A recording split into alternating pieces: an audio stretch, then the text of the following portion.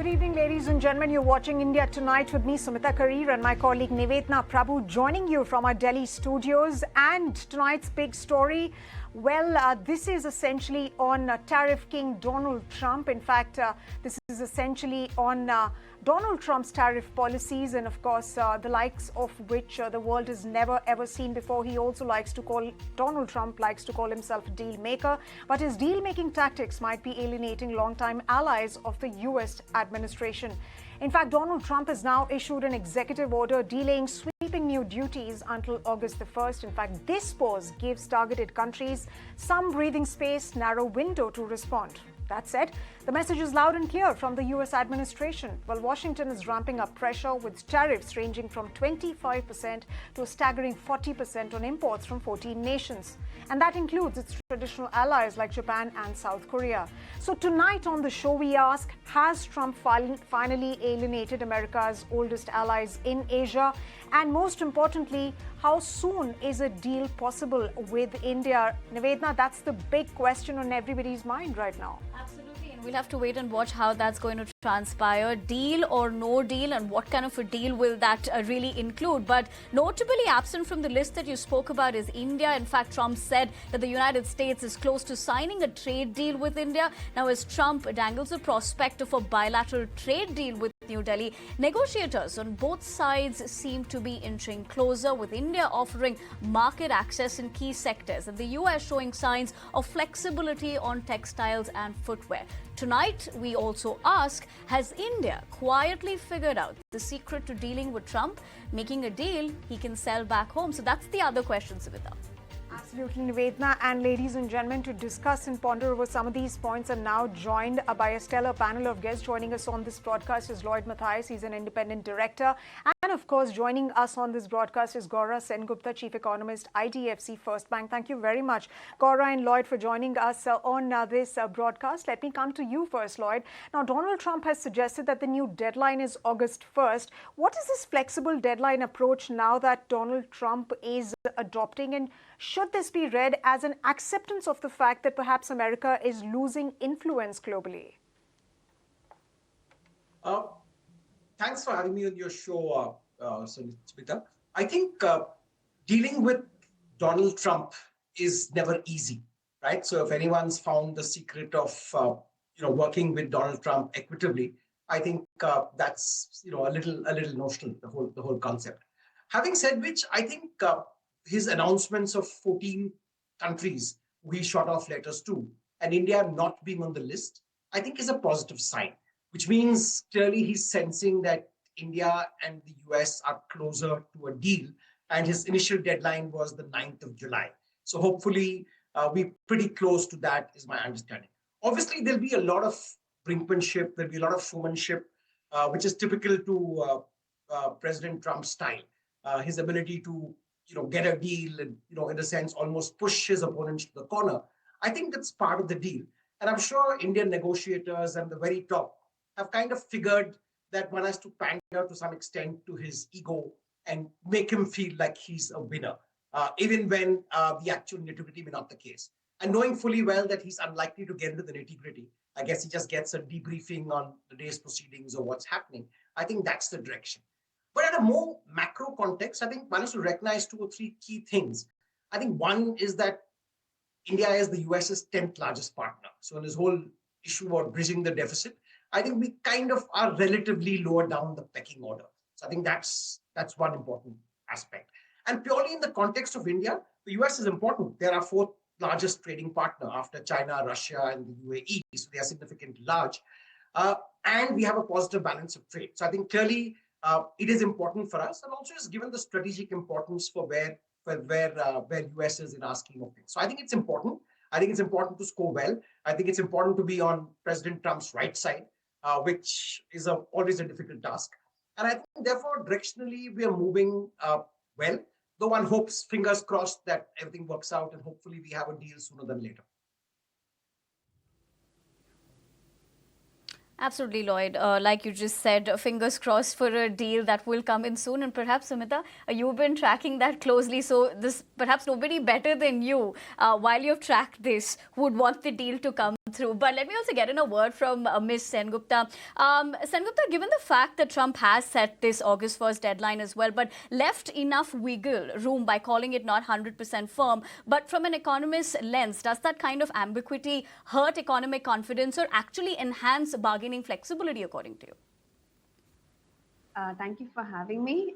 So the August 1st deadline or Trump's increasing flexibility towards tariff negotiations is a reflection of the fact that the US itself is getting negatively impacted by all the tariff tensions and uncertainty, because its ability to substitute imports or uh, replace whatever it imports via domestic production is constrained by the fact that it's a labor supply, also to revamp manufacturing, domestic manufacturing chains in such a factor that you can replace imports from example from, let's say, China, which is far more efficient in delivering those commodities at a much cheaper rate, is limited. So US also understands that, because, and that is clearly reflected by the fact that the US, though we don't know the exact details, has reached an agreement with China, who is the main, I would say, the focus of all this trade tension is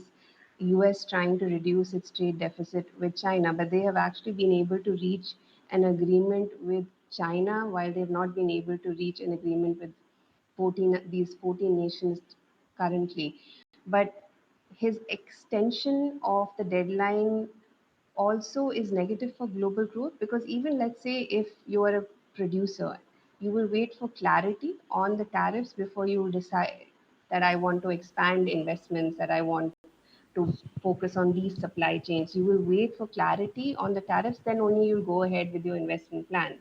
So even, let's say, by the end of the year, we reach a situation where the overall US tariffs is lesser than what was on the April 2nd, the day when he rolled out the bilateral tariffs. Even if by the end of the year we reach a lower level of tariffs between US and its trading partners, the fact that the majority of 2025 is behind us means it has already negatively impacted growth.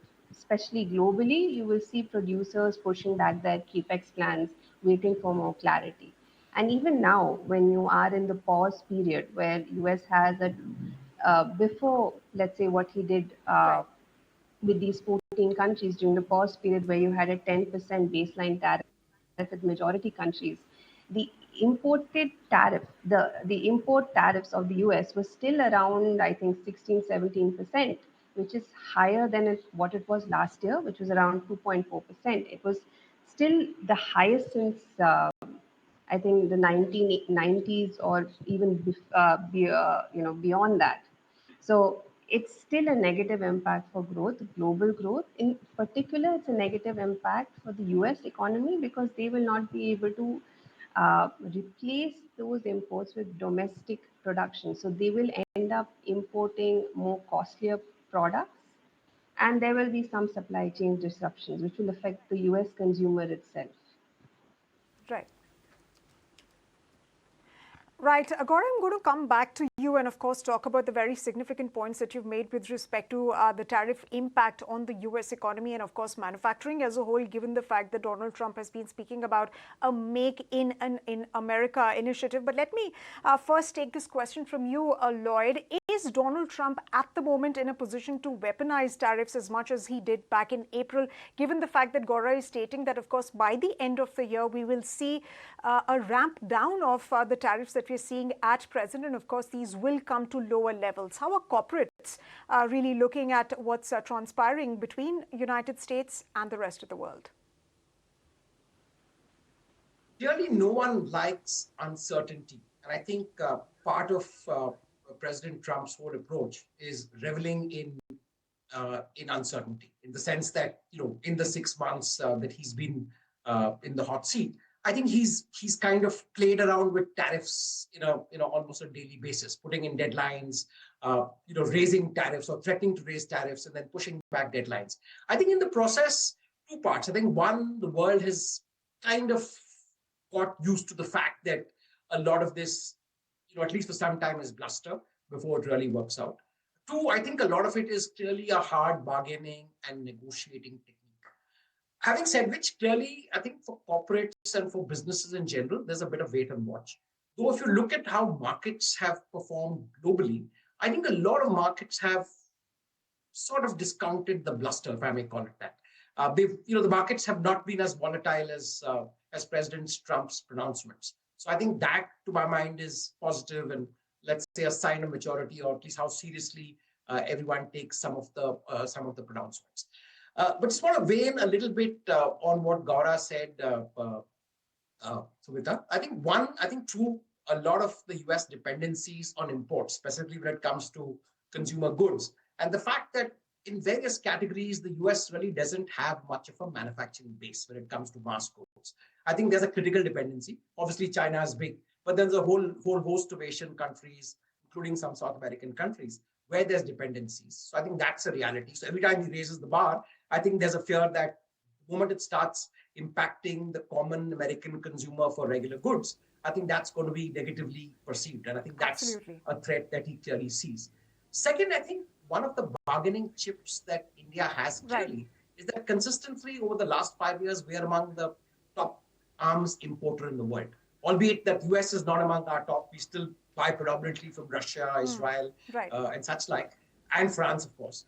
But I think clearly the US is sensing with a lot of these threats that India will hopefully move some of its arms purchase. And I think that's a big, kind of, stick or a carrot, if you can call it that, at the back of the negotiations. And secondly, of course, is the two Indian airlines, both, Air India and Indigo. Just the size of their order. Given that there are two global players, really, Airbus and Boeing is critical to the US economy, even despite the headwinds they're going through. I think these are the small levers that I think Indian negotiators will also see at the back of their hand. Absolutely. Absolutely. And Lloyd, sources have told ET now in the past that defense could be one lever of negotiations, given the fact that just a couple of days back we saw, that understanding that was arrived at between Rajnath Singh and, of course, the US Defense Secretary Pete Hegseth, and, of course, the External Affairs Minister was also in the United States, and how both of them actually discussed a 10-year roadmap so far as defense is concerned. We've given the United States some concessions during budget time as well. But let me focus a bit more on what Gaura said just a short while back. Gaura, you mentioned about, of course, how this tariff policy is going to bridge the fiscal deficit. Do you see that happening in the near term for the United States? And what is this going to do for the manufacturing in America ambition of Donald Trump? Because if you saw the letters that went out last night, there was one clause which actually mentioned that if these countries upon which these tariffs were imposed, if these countries start to manufacture in America, perhaps these tariffs will go. Okay, so I'll take the fiscal as well as the manufacturing. Starting with the fiscal, I think the US fiscal right now, a lot of the expenditure is, let's say, debt servicing, which they have no control on. It's all a reflection of their past issuance of debt, their response to the COVID crisis. There will be some increase in tax revenue because of the tariffs, but it is undone by the fact the latest Trump fiscal bill, the big beautiful bill as it is coined, has extended the tax cuts that President Trump had earlier announced in his first term for corporates, etc., and it indefinitely extends those tax cuts. So that is an additional fiscal burden on the US fisc. So I don't think anytime soon you will see the US debt to GDP coming on a moderating trajectory. It will continue to gradually rise. Interest expenditure, wages, they are a very large part of the fiscal expense, and they are, I would say, not within the control of, or they are very sticky expenditure. So it's very difficult for any administration to reduce their interest burden as well as certain fixed costs such as wages, etc. The other part that you were talking about the impact on US manufacturing, the clause that they've put that if you increase your manufacturing in the US, they might give you some concessions. There's a limitation of labor, which is basically where the emerging markets are able to offer. This whole globalization is about specialization, and each country has something to offer. So when you're a developed country, what you offer is, let's say, R&D, capital, availability of funds, etc. while let's say a developing country can offer you relatively cheaper labor and put down the cost of production. So, as a developed country, you are supposed to move up the value chain. Actually, even China is actually trying to do that because their cost of labor is gradually rising.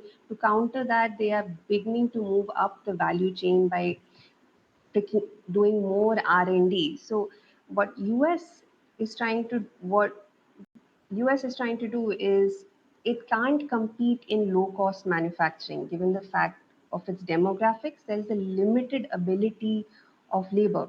Globalization is basically countries are able to export whatever is their comparative advantage. For example, for a country like India, our comparative advantage is availability of labor. In the services side, our comparative advantage is skilled labor. So we are actually via the product exporting our comparative advantage. And when you go for globalization, the each product at each stage of production is spread across countries where each country is offering what it is best at. You can't replicate that in a single country. So it's very difficult for the US to, let's say, compete with China and import substitute those products. Those products from the US, they will not be able to provide the scale, more importantly, the cost. So, even for example, you see the tariffs that they have announced till date, they can increase inflation in the US by 1 percentage point over a period of time, and they will tend to reduce the US growth by maybe point, 0.5 percentage points to zero point 0.7 percentage points, which for a developing country which does grow at a softer pace is a significant impact. So I would say no, this would not be the way to go ahead. Especially, I don't think the path to deglobalization is the answer to this conundrum that the US is dealing with, because with all the technological innovation that we have done, all of that is enabling supply chains to become more globalized and each country to specialize in their comparative advantage, and that will be the way forward. What US is trying to do is basically turn back the wheel, so to say, which I don't think they'll be able to.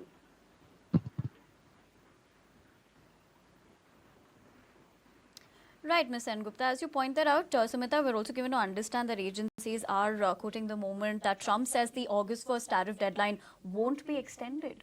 Absolutely. And Nivedna, we'll have to see whether that will be extended or not because of the fact that the earlier comments that Donald Trump has made, well, he's, of course, gone back. There have been a lot of flip-flops on those announcements as well. But for the moment, Nivedna, this is as it is, that the August 1 deadline that Donald Trump has given to at least 14 of these countries to whom letters were sent, that will not be extended. That that period was to essentially give them some time period to negotiate with the US administration on whether a deal could be reached at with the United States. But this is essentially what Donald Trump is stating.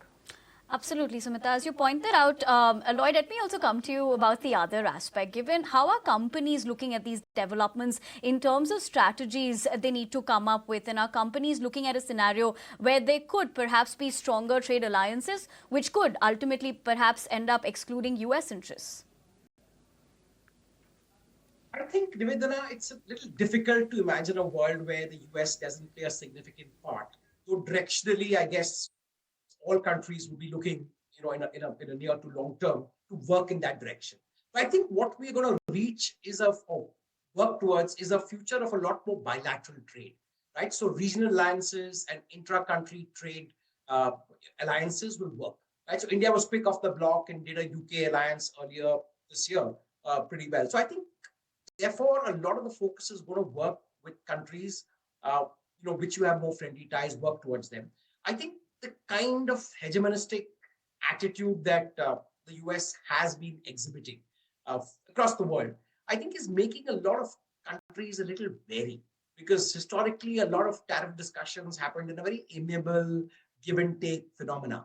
Now it's a little bit of a kind of push and shove. And while people are coming to the terms, this is the new reality. I think there's also a feeling that the sooner one builds counter dependencies, the better off one is. And I think that's playing out also at a corporate level. So companies are recognizing, to the point Gaura made, is that while there is a clear sense of economies of scale, as in certain companies, certain countries have built certain competitive advantages, like China has become the world's manufacturing capital, and in a sense, India is the world's back office, so to speak, when it comes to services, specifically tech related. I think companies have realized that we need to diversify a little bit. Given geopolitical tensions, it may not always be possible to continue business as usual, and therefore you may need to create alternate sources. So I think companies are therefore looking. It's easier said when it comes when you say things like diversifying supply chain. It's not easily done, and it has a huge cost implication. I think companies are slowly working in that direction. And to my mind, it's a long haul. It's a 4, 5, 10-year process. But I think a lot of them are beginning to de-risk their supply chains and look at such options to minimize this kind of instability. Absolutely, Lloyd, and that becomes all the more important now, given the kind of global disruptions that we're seeing in terms of geopolitical conflicts or the United States trade policies. And of course, we did see a glimpse of that with companies actually showing interest to invest in countries like Argentina and, of course, countries of the global south. But Gaura and Lloyd, thank you very much for joining us on the broadcast this evening on India Tonight and sharing your perspectives. And it'll be interesting to see what Donald Trump rolls out over the next couple of hours. Is there going to be a deal finally with India, given the enthusiasm that he has shown and, of course, his administration has shown? That remains to be seen. But ladies and gentlemen, time now for us to slip into a very short break. But after the break, while food regulator FSSAI issues directives to ensure stricter food safety norms for e-commerce players, directives issued on expiry, date visibility, license display and app information. What does it really mean for the sector? More on that coming up after this quick commercial break.